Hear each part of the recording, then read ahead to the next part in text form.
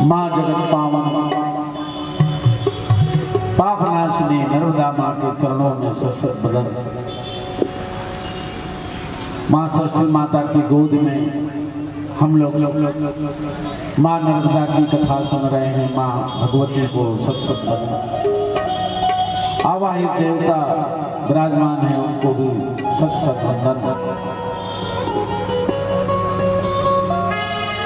दसों दिशाओं के देवताओं को सशक्त बंधन।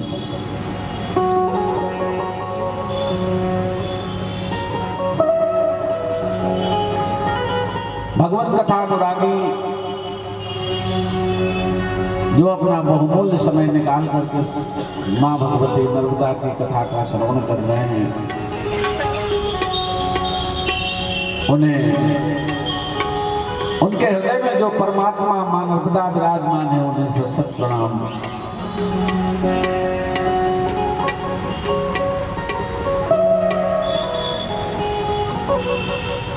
देखिए, कल कथा माँ के चरित्रों का वर्णन हो रहा था कि माँ उनके किनारे अनेकों अनेक भगवान भोलेनाथ अनेकों रूप में विराजमान है। हम गिनती नहीं कर सकते कि दोनों किनारों में कितने भोले बाबा विराजमान हैं। कुछ शास्त्रों ने गणना किया, जो बड़े बड़े ज्योतिर्लिंग हैं या स्वयं भगवान विराजमान हुए उनका गणना है, लेकिन जो छोटे बड़े मंदिर हैं उनकी कोई गणना नहीं है।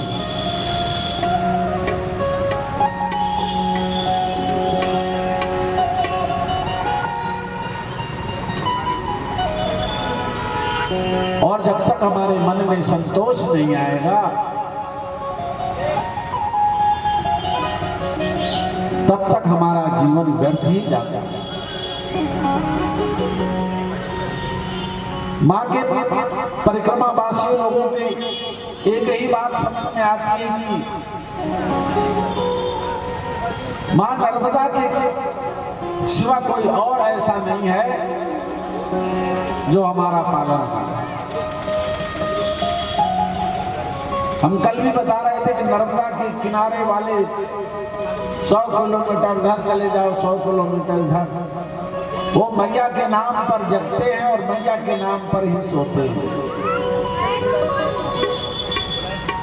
दूसरे की नहीं सुनते।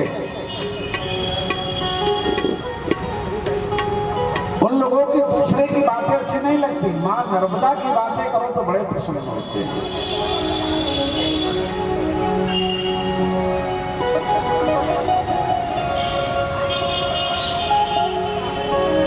जीवन ऐसा है कि सब कुछ पाकर के भी संतुष्ट नहीं होता है, पर हमें संतुष्टि लाना होता है। माँ भगवती के शरण में जाएं, भोले बाबा के शरण में जाएं, तो एक निवेदन करें,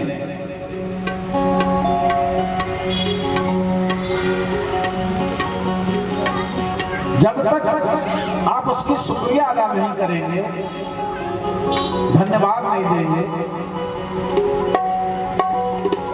तब तक संतुष्टि नहीं होती, प्रभु को भी नहीं होती। देखो, मैंने इसे बहुत कुछ दिया, लेकिन कभी इसने धन्यवाद नहीं दिया कि प्रभु बहुत दे दिया आपने। मुझे तूने मालिक बहुत कुछ दिया है, तेरा शुक्रिया है, तेरा शुक्रिया है।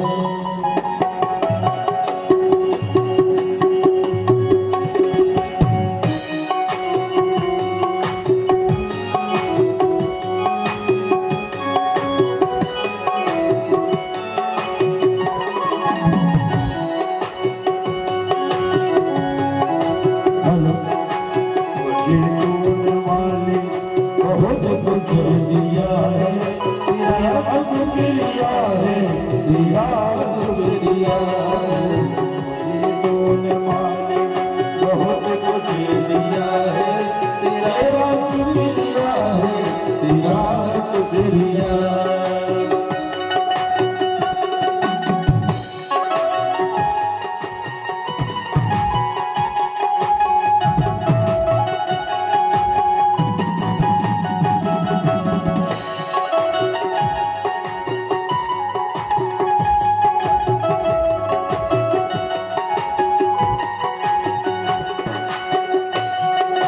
एक बार जितना भी मालिक देता जाए हमें कम नहीं पड़ता है। भगवान कहता है तो बड़ा लालची हो गया, लालची हो गया। हम भगवान की नजरों में गिर जाते हैं और आवश्यक की चीज मांगो ना, हम 2 रोटी खाते हैं, 4 खाते हैं, 4 मांगे तो ठीक है, और 10 दिन से मांगे तो भगवान कहते अरे भैया अभी 2 तो खा, 4 तो खा। अरे तुझे क्या नहीं दिया मैंने, घर में तू मेरे सामने बिल्कुल हाथ फैलाए बैठा। ये जायदाद दी है, ये औलाद दी है, ये औलाद दी है। जायदाद भी हमको मिली है और संसार भी मिली।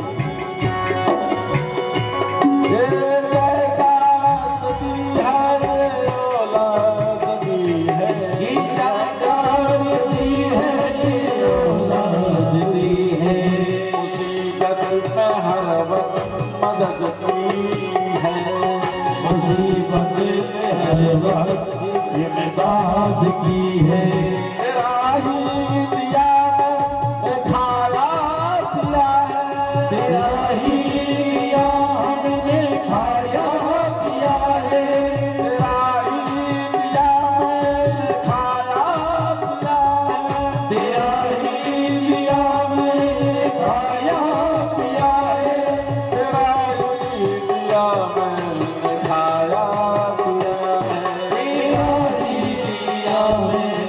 आया पिया है, तेरा शुक्रिया है, तेरा शुक्रिया है, शुक्रिया है, तेरा शुक्रिया है, तेरा शुक्रिया है, तेरा शुक्रिया है, तेरा शुक्रिया है, तेरा शुक्रिया है। मुझे तूने मालिक बहुत कुछ दिया है, तेरा शुक्रिया है, तेरा शुक्रिया है। ये तूने मालिक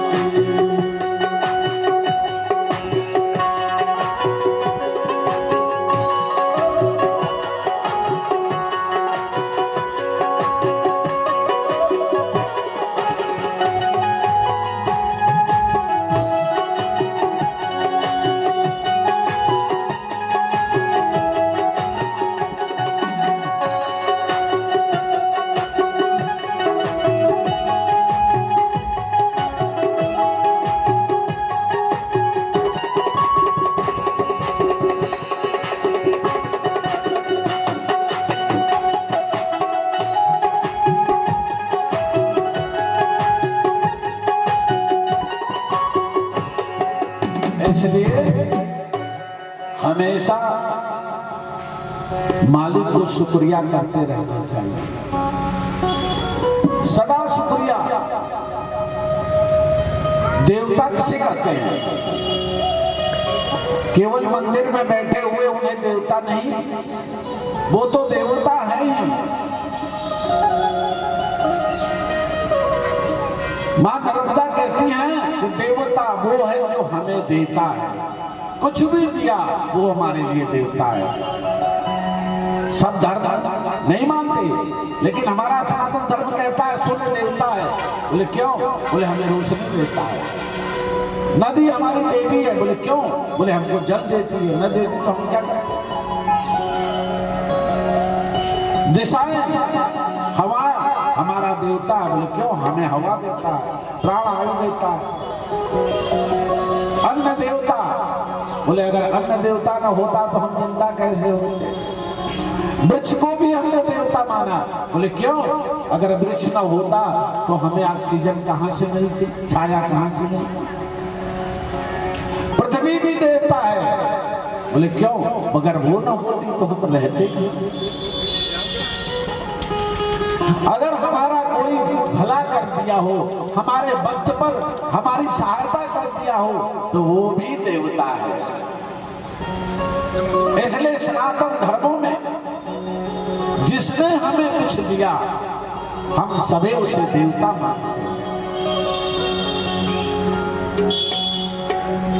नर्मदा मैया की बात बताया ना कि सब लोग देवता क्यों मानते हैं कि माँ नर्मदा के जल से सिंचाई होती है, माँ के नर्मदा के जल से लोग पानी पीते हैं, माँ नर्मदा के जल में उनके पशु स्नान करते हैं, माँ नर्मदा के जल में उनका जीविका चलता है।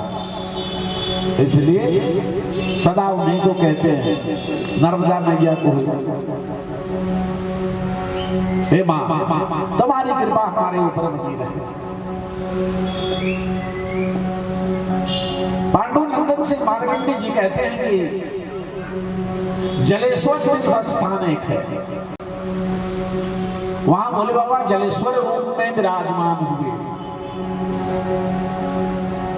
क्यों हुए महाराज? एक असुर था जिसका नाम था बाणासुर। ऐसे उसका नाम बाण था और साथ में असुर लग जाने से उसका नाम हो गया बाणासुर। अब वो बाणासुर, देखिए असुर हमसे शक्तिशाली क्यों हो जाते थे? वो तप करते थे, भगवान का भजन करते थे। हम एक बार भी नहीं कर पाते, बड़े मुश्किल से एक बार किया। देखो कुछ धर्म में एक नियम है कि 5 वक्तों को नमाज अदा करना है तो करना है। क्या हम उनसे भी कुछ नहीं सीख सकते? वो अपने परवरदिगार को खुश करने के लिए 5 वक्त नमाज अदा करते हैं। हम क्या एक वक्त अपने मंदिर में आकर के हम सजदा नहीं कर सकते? उनके मां के सामने चरण नहीं झुका सकते? ऐसा नहीं है।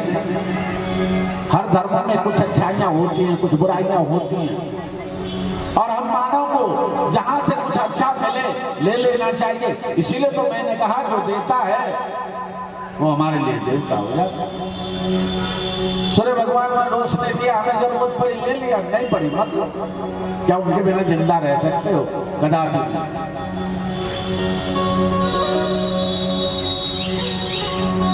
असुर लोग भगवान को प्रसन्न करने के लिए तप करते थे, हजारों वर्ष तप करते थे, और हम 2 घंटा पूजा करने में रोने लगते हैं। ब्रह्मा का वरदान 10,000 वर्ष तप किया और 10,000 वर्ष तप करके ब्रह्मा को प्रसन्न कर लिया। ब्रह्मा जी बोले क्या है तुम्हारी मनोकामना, क्या मांगना चाहते हो? कहा महाराज हम किसी से न मरे, अमर बराबर। ब्रह्मा जी ने कहा खुद ही अमर नहीं, तुम्हें कहां से बना? भाई आप हमसे कहो कि भैया 100 रुपया दे दो तो मैं दे सकता हूँ, मेरे पास है, और तुम कहोगे 1 लाख दो, तो हम जेब में कहाँ रखेंगे? दे देंगे आपको 1 लाख। तो ब्रह्मा जी ने कहा कि मैं खुद अमर नहीं हूँ, तुम्हें अमर कहां से बना सकता हूँ? तो महाराज पर तब करने से क्या फायदा? बोले और कुछ मांगो। महाराज हम किसी देवता से न मरे,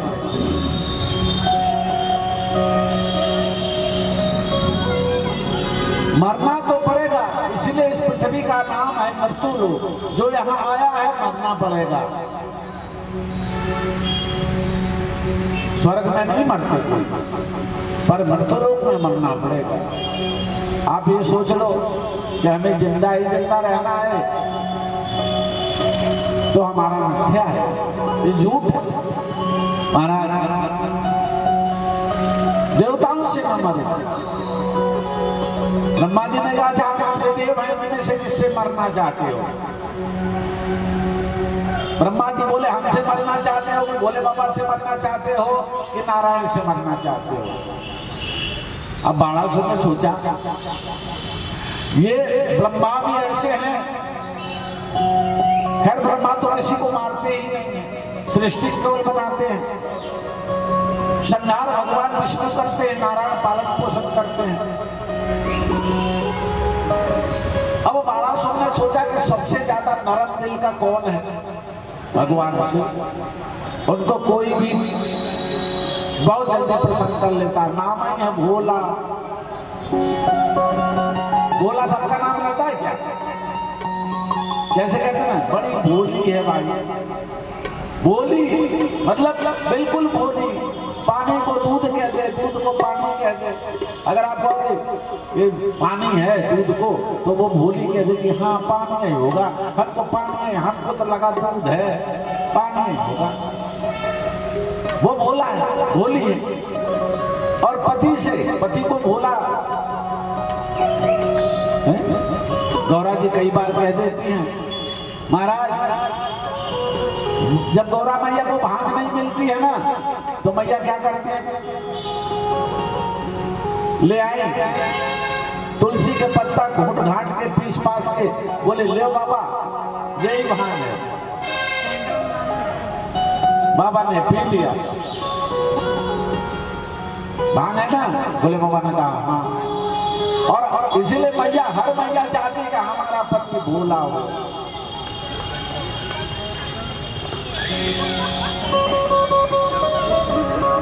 कैसे भोला हो?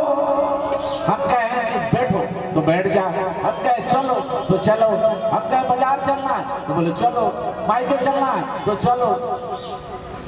अरे ऐसे पति को भोला ना कहोगे?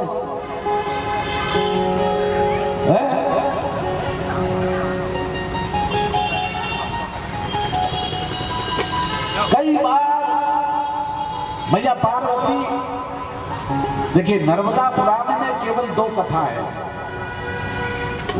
एक नर्मदा मैया के जन्म की कथा, प्रलय का जन्म की कथा, बाकी भगवान भोलेनाथ और पार्वती की ही कथा है।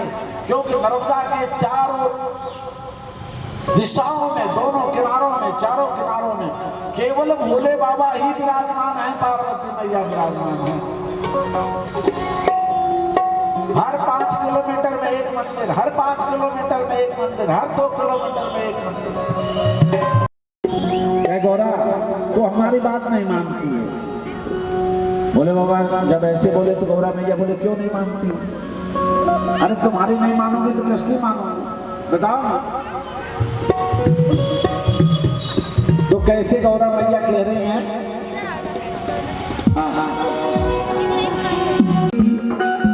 बस पावर भाग पिरा देना की मांगी, उसको भाग पिला नहीं खाई कुआ मलाई मलाई नहीं खाई कुआ मलाई नहीं खाई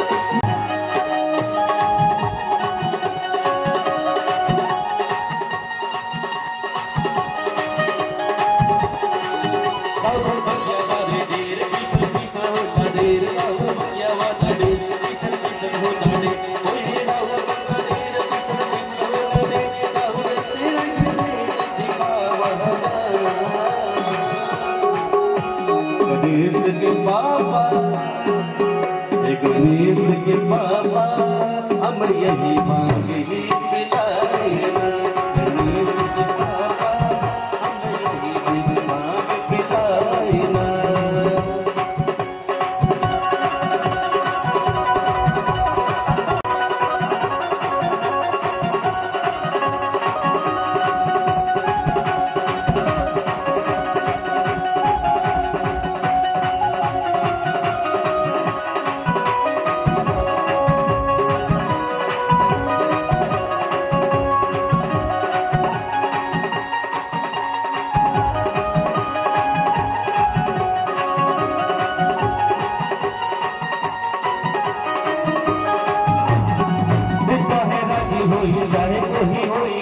दास कहे हुई कहे रही वही होई हो नरा कबिया पिय बिना सुने में आई न जाए करई होगा गणेश के पापा गणेश के पापा हमको नहीं मांग पिलाएगा गणेश के पापा हमको नहीं मांग पिलाएगा गणेश की हमने पागल मांग पिलाएगा गणेश की हमने पागल मांग पिलाएगा गणेश की हमने पागल मांगे हर हर महादेव हर हर महादेव हर घर महादेव हर। अब वरदान पा करके देखो, जिसको जिससे डर होती है उसकी ज्यादा पूजा करें। बड़ा ने सोचा भोले बाबा की पूजा करता रहूं, मैं मारेंगे काय के लिए? क्यों मारेंगे भाई? अगर भोले बाबा का कोई मैं उत्पात मचाऊं, कोई ऐसा उनसे लार मचाऊं तो मारेंगे, ऐसे क्यों मारेंगे?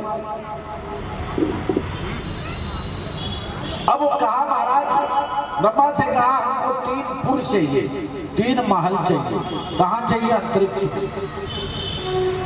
एक सोने का हो, एक चांदी का हो और एक तांबे का।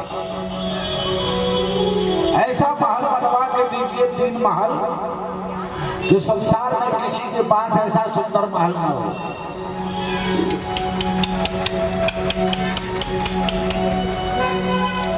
ब्रह्मा जी ने कहा भैया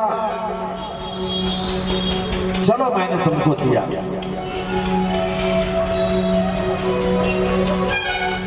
महाराज एक बात और है, उस पुर में कोई जा ना सकता।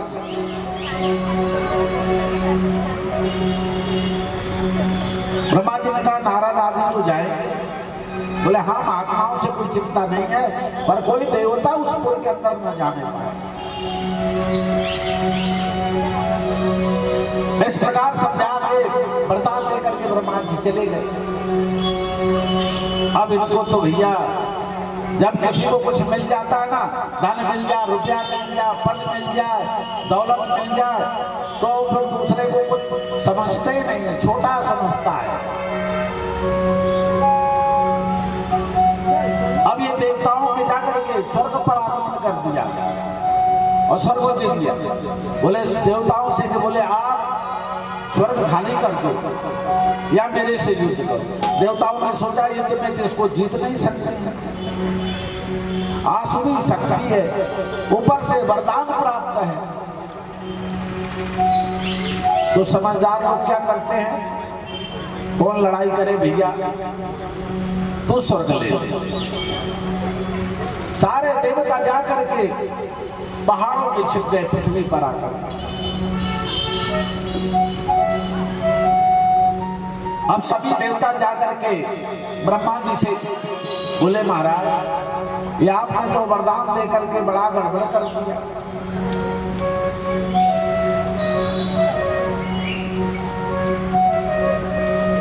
अब गड़बड़ तो आपने कर दिया। नर्मदा पुराण में त्रिपुरासुर की कथा एक अलग है और श्रीमद् भागवत कथा में त्रिपुरासुर की कथा थोड़ा अलग है। क्यों अलग है? ये कल्प कल्पांतर की बात है, ये उस कल्प की बात है जब बदनाम का कल्प था।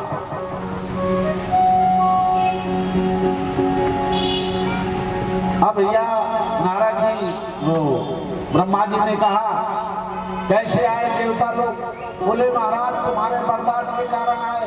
बोले कैसे? बोले आपने ऐसा वरदान दे दिया बाणासुर को कि हमारे स्वर्ग को छीन लिया। आप ऐसा वरदान देते ही क्यों?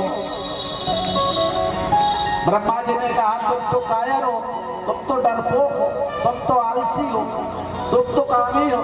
हम कभी ऐसी तपस्या करके वरदान मांगा? और तपस्या 10,000 वर्ष तपस्या किया, अब तो हमको देना पड़ेगा। तुमने क्यों नहीं वरदान मांग ली? तुम भी 10,000 वर्ष तपस्या करके वरदान मांग लेते कि हमारे स्वर्ग पर कोई आके मर्डर न करे, पर तुमने आज तक नहीं किया। क्यों? तुम कामी हो, लोभी हो, तुम लोग नहीं कर सकते। तुमको अभिमान है कि मैं देवता हूं, अमृत पिया हूं, मुझे कोई मार नहीं सकता है, इसलिए तुम्हें नहीं मिला वरदान। जिसने मेहनत, अब जैसे मान लो यहाँ जो कथा सुनने आया है वही ने कथा सुनेगा। अब जो घर में बैठा उसे कैसे मिल जाएगा?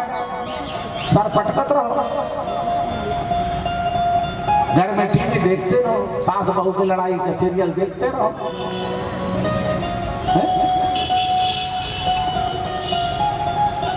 भगवान की कथा सुनो तो कुछ मिले।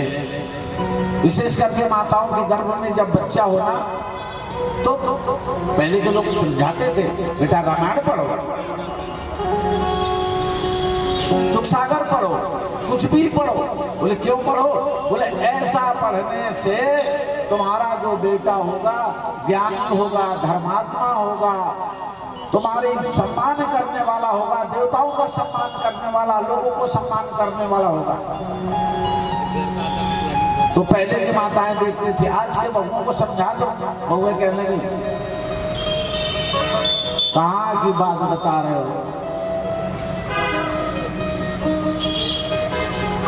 अपने कमरे में गई, सबके कमरे में एक टीवी लगा, कमरा चालू करी, पिक्चर चालू हो गई, मार धाड़ मार धाड़ मार धाड़। बच्चा जन्म लिया, बड़ा हुआ, अब माँ के गर्भ में जो सुना, माँ के क्रियाओं से जिसके अंदर प्रवेश हुआ, बड़ा हुआ, माँ ने पूछा, पिता ने बाजार जा रहा हूं बेटा, तुम्हारे लिए क्या लाना है? बेटा ने कहा बंदूक लाना। अरे बंदूक क्या करोगे? बोले तुम्हें मारूंगा, धड़ धड़ धड़ धड़ धड़ धड़ सबको मारूंगा। अब धड़ धड़ धड़ धड़ तो देखी हो। अगर बढ़िया रामायण अगर आपने सुना होता, रामायण सुना होता, रामायण पढ़ा होता, तो राम जैसे बेटा मिलता, लक्ष्मण जैसे बेटा मिलता, भरत जैसे बेटा मिलता, शत्रुघ्न जैसे बेटा मिलता। राम क्या करते हैं? प्रातः काल उठ के रघुनाथा, माता पिता गुरु नाम माथा। प्रातः काल उठ के रघुनाथा, माता पिता गुरु नाम माथा। प्रातः काल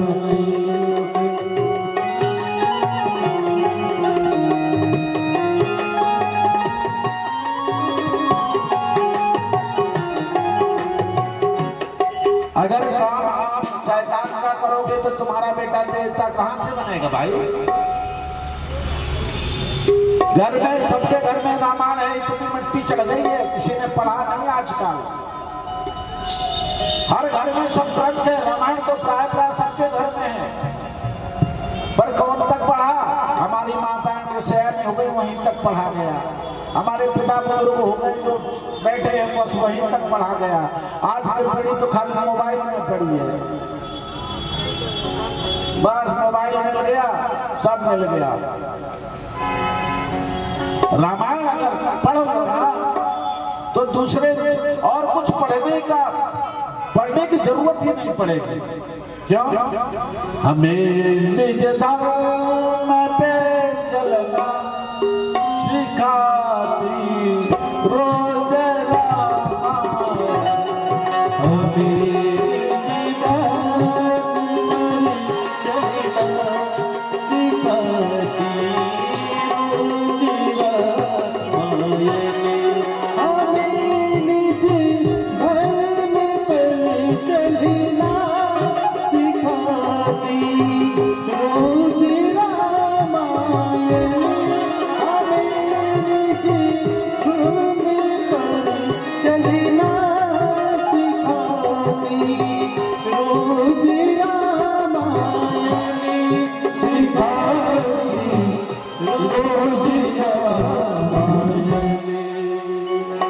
देखिए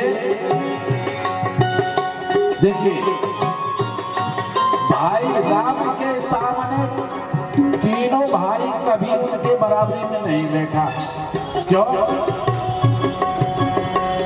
नहीं बैठे? वो भाई की मर्यादा को जानते थे और हम तो मर्यादा ही भूल गए, क्योंकि हमने रामायण कभी पढ़ा ही नहीं, और थोड़ा बहुत पढ़ा तो उसका हमने विवेचना और अध्ययन नहीं किया। एक पंडित जी कथा सुना रहे थे, अब कथा में वही रामायण चल रहा था, अब उसका वो अर्थ करते थे महाराज। तो बढ़िया भरत चरित्र कथा सुना रहे थे अर्थ में कि देखो भाई हो तो ऐसा, भाई हो तो ऐसा। भाई के लिए राम ने क्या किया, राम ने भरत के लिए क्या किया। भरत के लिए भगवान ने सारा राजपाट छोड़ करके चले आए, वन चले गए, और भरत जी ने अपना सारा राजपाट छोड़ करके भगवान के साथ वन चले आए। ये त्याग की बात होती है। भैया तुम्हारा भाई है ना, ज्यादा दे दो, संतोष रखो। एक बात बता दो, भाई का धन पचाना बहुत कठिन है। लोहे का चना चबा सकते हो पर भाई का धन नहीं पचा सकते हो, इसलिए भाई को ज्यादा दे दो। लो भैया खुश रहो। अब बेचारे अर्थ करते थे, सप्ताह में एक दिन होता था रामायण, दूसरे दिन जब दूसरा हफ्ता आया तो वो जो पंडित जी अर्थ करते थे सर में पट्टी बांध के आ गए। लोगों ने पूछा क्या हुआ महाराज जी, आप सर पर में पट्टी बांध के क्यों आए? बोले झगड़ा हो गया। बोले किससे? बोले छोटे भाई से। अरे किस लिए हो गया? बोले उसके घर का छेड़ी और मेरे घर का छेड़ी के पानी के चक्कर में झगड़ा हो गया, एक दूसरे को सर फोड़ लिए। धिक्कार है तुम्हें वो रामायण पढ़ने से। भगवान राम ने राज्य छोड़ करके चले आए, भरत ने भी राज्य छोड़ करके चले आए, और हम थोड़ा सा एक बीता जमीन नहीं छोड़ सकते अपने भाई के लिए। खुश रहो भाई को।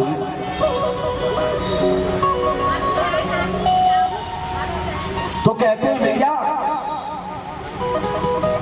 सभी देवता आए ब्रह्मा जी के पास। ब्रह्मा जी ने कहा भाई हम तुम्हारी कोई मदद नहीं कर सकते। बोले क्यों? बोले मेरे हाथ से वरदान भर पाया है, मरना तो भोले बाबा के पास हाथ से है, इसलिए सभी लोग भोले बाबा के पास जाओ।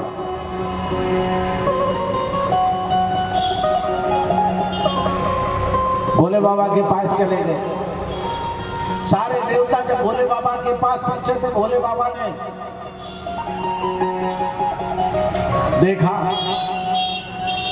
भोले बाबा ने पूछा भैया कैसे आए? सभी देवता लोग आज इकट्ठे आ गए, क्या बात है? सभी लोग इकट्ठे आए, क्या बात है?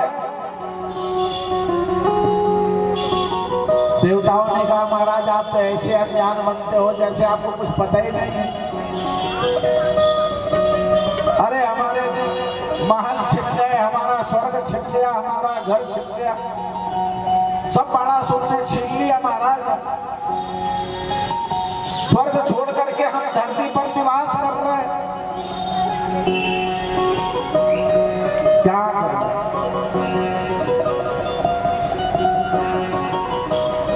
बाबा वो तो आपके हाथ से मरेगा, आप ही मारो। बोले बाबा कहने लगे हम कैसे मारो? हमारी तो भक्ति कर रहा, मारू तो कैसे मारू? कैसे मारू? देवताओं ने कहा महाराज आपसे बड़ा ज्ञानी और विद्वान कौन है? कोई न कोई आप तरकीब लगाइए। बोले बाबा ने कहा देवताओं से जाओ, आप लोग जाओ, अब मैं कोई उपाय करता हूं, जाओ। चले गए। बोले बाबा ने सोचा नारद जी को बुलाया जाए। नारद जी सब काम कर सकते हैं, जहां कोई काम न कर पाए वहां नारद जी कर लेते हैं। नारद के कितने नाम हैं? नारद जिनकी बात रद्द न हो, नारद कलह प्रिया, झगड़ा लगाने में बड़े खुश, झगड़ा लगाने में बहुत आगे। और जब झगड़ा हो जाता है तो उन्हें बड़ा मजा आता है, नारद जी को बड़ा आनंद आता है। ऐसे हमारे इस समाज में भी बहुत से नारद हैं जो झगड़ा लगाकर बड़ा आनंद लेते हैं। नारद जी को बुलाया गया, भोले बाबा ने याद किया, नारद जी आ गए।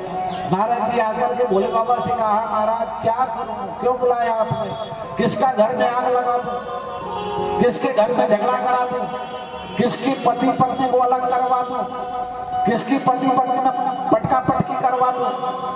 बोले भोले बाबा तुम्हारे और पार्वती में झगड़ा करवा दूं। नारद जी से कहा, भगवान अरे नहीं है, कुछ नहीं करना है भाई, ये कुछ नहीं करना है।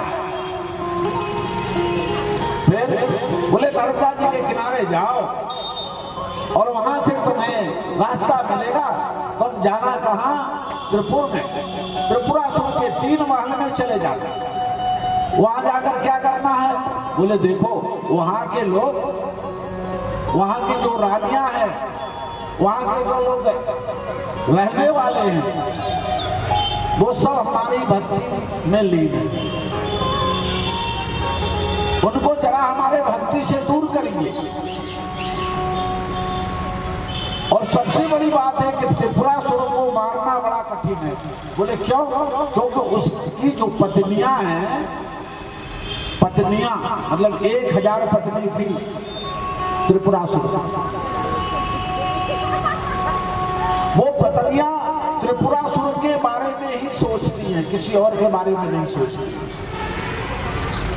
और जिस दिन त्रिपुरासुर की पत्नियां दूसरे के बारे में सोचने लगेगी, दूसरे का चिंतन करेगी, उस समय त्रिपुरासुर कमजोर हो जाएगा और तभी मैं मार पाऊंगा।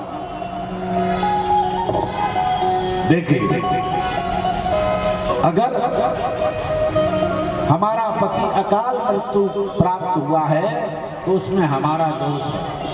ये नर्मदा पुराण कह रहे, मैं नहीं कह रहा।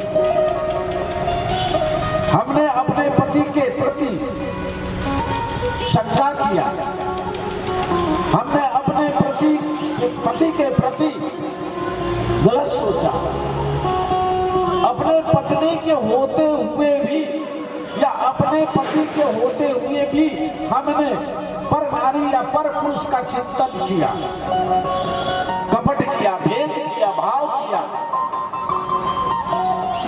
नर्मदा मैया, नर्मदा पुराण में कहा है कि जो पत्नी अपने पति से चित्त हटा करके क्षण मात्र भी दूसरे पति के रूप का चिंतन कर ले तो वो विधवा होती है।